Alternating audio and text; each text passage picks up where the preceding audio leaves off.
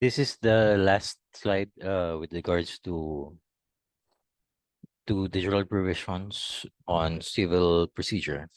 So next topic would be jurisdiction over versus exercise of jurisdiction. So jurisdiction is the authority to decide a case. It is the power of the court. Exercise of jurisdiction is the exercise of such power or authority. Where there is jurisdiction over the person and the subject matter, the decision on the other questions arising from the case is an exercise of that jurisdiction. Jurisdiction of the court over the subject matter is governed by law, while exercise of jurisdiction is governed by the procedure. Again, jurisdiction of the court over the subject matter is governed by law, while the exercise of jurisdiction is governed by the procedure. Error of jurisdiction versus error of judgment. Errors of jurisdiction occur when the court exercises a jurisdiction not conferred upon it by law. It may also occur when the court or tribunal, although with jurisdiction, acts in excess of its jurisdiction or with grave abuse of discretion, amounting to lack of jurisdiction. When the court acts within its jurisdiction, an alleged error committed in the exercise of its discretion will amount to nothing more than the errors of judgment, while the erroneous judgment is not a void judgment, a judgment tainted with error of jurisdiction, either because of total absence of jurisdiction to take cognizance of an action or because of the grave abuse of discretion, is a nullity. It is a settled rule that errors of judgment is correctable by appeal, while errors of jurisdiction are correctable only by extraordinary writ of certiorari. Next, jurisdiction versus venue. Venue is a place where the case is to be heard or tried. It is procedural. It establishes a relation between plaintiff and defendant or petitioner and respondent, may be changed by the written agreement of the parties or waived expressly or impliedly. A court may not dismiss an action motu proprio for improper venue. The objection to an improper venue must be raised in the answer as an affirmative defense.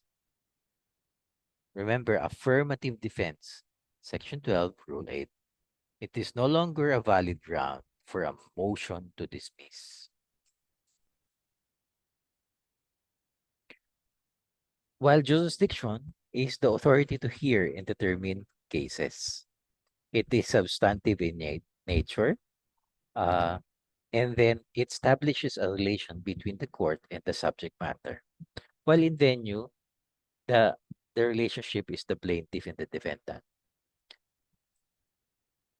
In jurisdiction, it is fixed by law and cannot be conferred by the act of agreement of the party. The court may dismiss an action motu proprio in case of lack of jurisdiction over the subject matter. Jurisdiction over the subject matter may be raised at any stage of the proceeding since it is conferred by law, although a party may be barred from raising it on the ground of estoppel.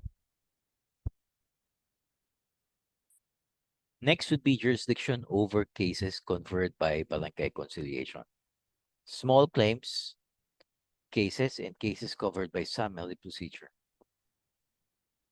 You have to note that the purpose of this is with regards to the 2022 bar.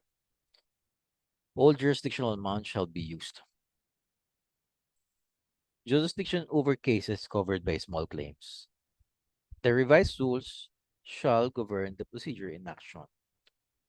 for payments of money for the value of claim does not exceed 400,000 in cases filed before the MTC and 300,000 filed in the MCTC, MCTS exclusive interest and cost. If you look at 400,000, that's Metro Manila, 300,000 for provinces. So applicability, all actions which are purely civil in nature, where the claim or relief prayed for by the plaintiff is solely for the payment and the reimbursement of sum of money. The claim or demand may be for money owed under the contract of lease, loan, service, sale, or mortgage, for liquidated damages arising from the contract, the enforcement of a barangay amicable settlement, or the arbitration award involving a money covered by this rule pursuant to Section 417 of the LGC. Section 6 of the revised rules for small claims provides a small claim action is commenced by filing with the Court of Accomplished and Verified Statement of Claim, Form 1 SCC, in duplicate accompanied by the certification against forum shopping, splitting a single cause of action, and multiplicity of seats. Form 1A SCC and two duly certified photocopies of the actionable documents, subject of the claim, as well as the affidavit of witnesses and other evidence to support the claim. No evidence shall be allowed during the hearing, which was not attached to the submitted together with the statement of claim, unless good cause of action is shown for the admission and additional evidence. So lastly, the jurisdiction over cases covered by summary procedure. In civil cases, all cases of forcible entry and unlawful detainer, irrespective of the amount of the damages or unpaid rentals sought to be recovered, all other cases except probate proceedings where the total amount of plaintiff does not exceed 100,000 outside of Metro Manila and 200,000 in Metro Manila, exclusive of interest and cost. And lastly, uh, on criminal cases, list violation of bouncing checks, BP 22, traffic laws, rental law violations, municipal or city ordinance violation. Thank you very much. That ends our general provisions for uh, civil procedure.